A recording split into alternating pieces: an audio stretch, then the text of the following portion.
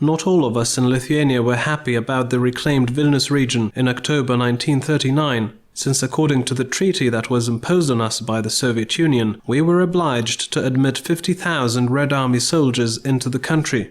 True, at that time we were still ignorant of the secret deal of the Soviets and the Nazis, the Molotov-Ribbentrop Pact, which stipulated that the Baltic states, including Lithuania, would be given to Moscow. Nevertheless, many of us had anticipated that the Soviets were only waiting for a suitable occasion to invade the country. We did not have to wait long. As soon as in May 1940, for no reason at all, the Soviets started accusing us of kidnapping Red Army soldiers. Sometime later, at the beginning of June, Moscow devised a plan to accuse Lithuania of concluding a military union with Latvia and Estonia, directed allegedly against the Soviets. Russians, for some unknown reason, are trying to find fault with us, said Juozas Urbšys, the Minister of Foreign Affairs of Lithuania, thus expressing his anxiety at that time. The Lithuanian ambassador to the Soviet Union, Ladas Natkevičius, was more candid and direct when he said that in the near future the Bolsheviks were planning to occupy our country. He was not mistaken. On the late evening of the 14th of June, the Soviet Union delivered an ultimatum to Lithuania, requesting it to form a new pro-Moscow government and to allow without delay the stationing of unlimited numbers of Soviet soldiers in the country. The president of Lithuania and the government held debates that lasted all night. But they were not decisive enough to defy the ultimatum and resist aggression. Later, many excuses were given to justify that decision. There was a wish to avoid devastation of the country and deaths of peaceful citizens. They also say it was impossible to fight because some Soviet garrisons were already stationed in the country.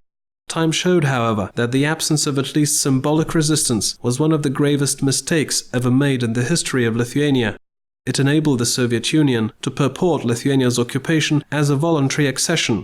Nonetheless, Lithuania failed to escape Soviet repressions. The army was given the order not to resist, and President Antanas Smetona, as well as National Defense Minister Kazimieras Musteikis, fled the country.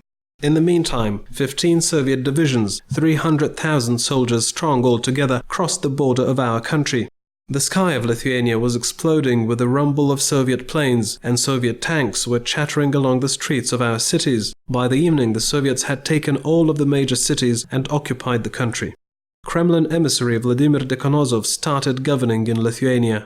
2 days later, we found out that a new pro-Soviet government, led by Justas Paleckis, had been formed. It did not matter that under the constitution of Lithuania, that government was illegal. The Soviets were only interested in the obedient execution of the Kremlin's orders. We did not have to wait long to understand what sort of people the new government was. Already at the end of June, it issued decrees dismissing en masse the officers of the Republic of Lithuania, heads of counties, mayors, judges, and other civil servants. Communists and Komsomol members were appointed to these posts. The Soviets banned all the political, public and religious organizations, all the non-communist newspapers and magazines. There was only one legal party left, the Communists, which was led by Antanas Sniečkus, who became the security chief. One thing Moscow was extremely keen about, however, was to show that Lithuania was joining the Soviet Union of its own free will. To this end, an election to the new parliament was held on the 14th and 15th of July. That parliament had to request the Kremlin's permission for admission to the Soviet Union. To ensure the successful outcome of the election, it was declared that those who would not vote would be deemed to be enemies of the proletariat. Just before the election, the Soviet KGB demonstrated what fate was awaiting the unsubmissive ones. They arrested and imprisoned about 2,000 of the most outstanding Lithuanian politicians. There were other forms of intimidation as well. Special mark was made in the passports of voters, facilitating easy tracing and persecution of those who did not vote. Finally, when the election farce was over, we were told that the voter turnout was more than 95% and that 99% of them voted for communists. Even children could understand that it was an obvious case of falsification.